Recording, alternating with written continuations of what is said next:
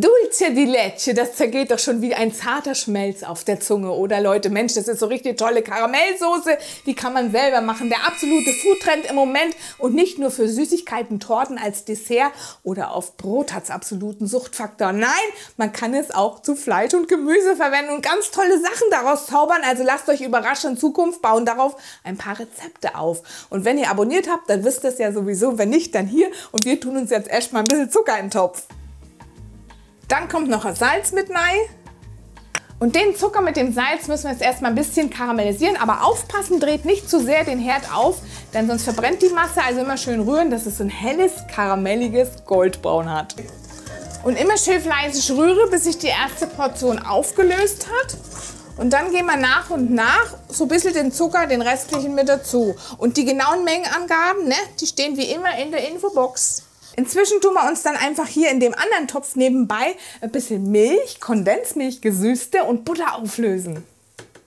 Ach, da muss schon wieder Zucker rein. Und immer fleißig rühren.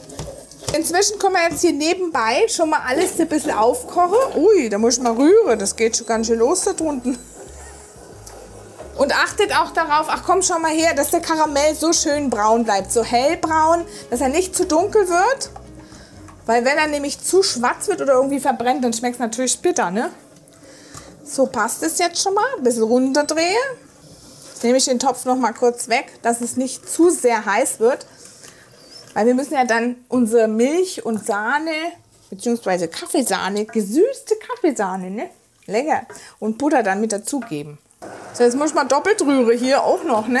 Also immer schön hier auch im Topf bleiben, dass die Zuckerkristalle sich schön auflösen und dass auch nichts am Boden festklebt. Ich habe es jetzt sogar runtergenommen von der Platte, weil der Zucker, der kann auch sehr, sehr heiß werden. Das ist sehr gefährlich. Fasst also niemals in den Topf oder so, ne? Da verbrennt euch den Finger, das ist Hölle. So, jetzt machen wir hier noch mal ein kleines bisschen wieder an. Weil jetzt merkt man schon, der Zucker, der wird jetzt schon wieder härter. So, und jetzt kommt dann unser Gemisch langsam dazu. Das müssen wir dann einrühren. Vorsichtig, Leute.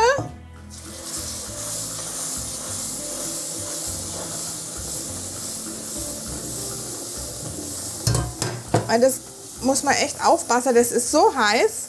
Und jetzt schön fleißig rühren und weiter rühren. Und lieber erst mal runternehmen, auch von der Platte, wenn es so sprudelt. Also ich habe jetzt meine Platte hier auf 4. Normalerweise geht es bei mir bis 9 bzw. Power, also nehmt ungefähr die Hälfte jetzt. Wir müssen es jetzt auch so lange noch rühren und einreduzieren, bis die Masse so ein bisschen fester wird, eben so karamellig, ne? Oh, jetzt wird's, guck mal rein, jetzt fängt es schon an zu ziehen hier so ein bisschen, wie so ein Vulkan sprudelt das jetzt hier schon, ne? Jetzt wird die Masse schon ein bisschen klebriger wieder hier. Let's dance! Karamellkochen ist schon echt was Tolles, ne? Also Leute, ich sag's euch, es hält zwar eigentlich ein halbes Jahr im Glas, aber das hält's niemals, glaubt mir's.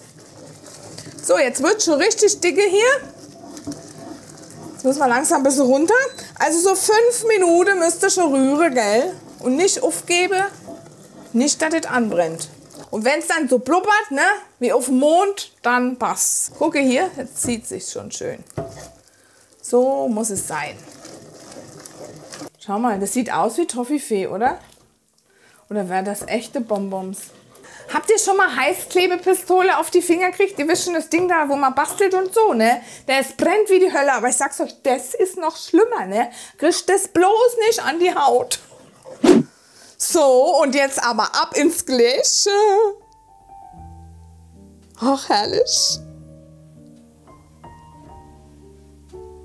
Und jetzt gucke mal, was ich aus den Resten für leckere Karamell-Bonbon-Toffees gemacht habe. Die habe ich hier eingefüllt in meine Silikonform. Die ist eigentlich für Pralinchen.